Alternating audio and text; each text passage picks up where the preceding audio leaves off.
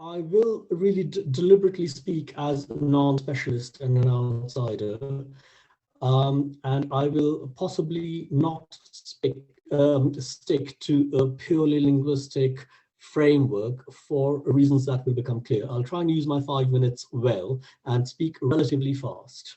I thought that Kroher's extrapolation of Norman's clip was fantastic, and I felt immediately at home. Because previous to coming in, I thought I'd get lost in this whole thing because I'm not a linguist as such.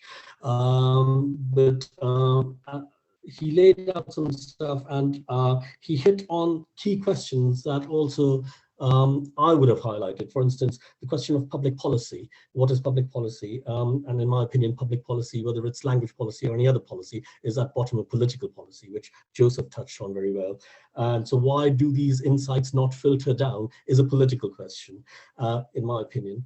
And the politics ultimately boils down to not so much a matter of good ideas or bad ideas, or good motives or bad motives.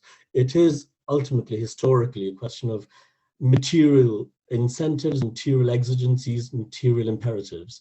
And so if you look at Gaelic, for instance, I'm no expert on the history of the British Isles or Gaelic, but just at a glance, the things that struck me when I went on the internet to find out about it was things like 1609 Statutes of Iona. Well, what was that about? It was about the so-called commercialization, which Kroher calls modernization. 1609, way back then, commercialization of landlords, basically leading to the Highland clearances of 1750 to 1860, which was basically capitalism. Let's call a spade, right? And that's what Joseph talks about. He talks about it's ultimately at bottom socioeconomic and political. And today, the framework in which we're operating, whether it's Gaelic or otherwise, in most of the world is capitalist. So to have Maithili, for instance, included in the Indian capitalist constitution is to be welcomed, but untouchability was made illegal at its birth in the constitution, and it continues to this day in India. So it gives you a measure of how effective a capitalist constitution can actually be in implementing things on the ground in ways that are actually effective and not reversible. So a lot of these things like Robert Owen's New Lanark movement was a good idea, but not replicable. It was reversible because at the end of the day, the main motive that animated the entire socioeconomic framework of this country and this society was private profit, and that hasn't changed. And so to quickly conclude on sort of, I'll use another example, for instance, in India, for instance, apart from untouchability, on the question of language, for instance. Uday may be particularly aware of this recent furor, among many others, of where an ad company had to withdraw and apologize for using an Urdu phrase, Jashne, what was it? Jashne Riwaz, instead of Shubh Diwali, because the one Urdu reflected, indicated pro-Muslim bias, apparently, and really irritated the BJP wing. And so they had to apologize and withdraw it, whereas they said that basically it simply meant happy celebrations for the season.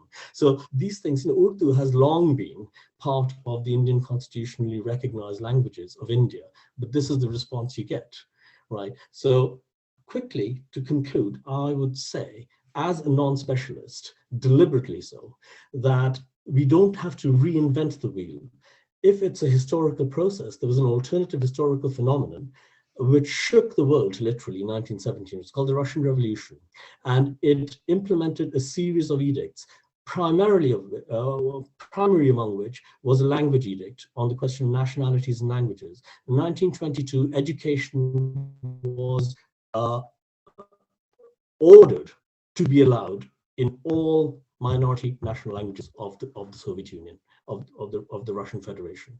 And this trend lasted till as long as Lenin was alive. It was reversed by Stalin, unfortunately. But Lenin himself in 1914, Lenin as leader, as you know, the Russian Revolution, in 1914, was 3 years before the 1917 revolution, he was already against having any one language even as the Russian speakers, the majority language speaker, any one language as a so-called official language or a national language or a state language. He was dead against it. And it was because he led that revolution, he was able to persuade his own party and the leadership, the government of that country, to allow all languages to be equal. He very much believed it before the revolution, and he very much tried to implement it after the revolution. The reasons why the revolution went to the dogs, after having lasted more or less with its gains for 70 years in one way or another, is a different question. But that model exists in history. And as someone once said, those who refuse to learn from history are doomed to repeat it. So we might as well learn something from history.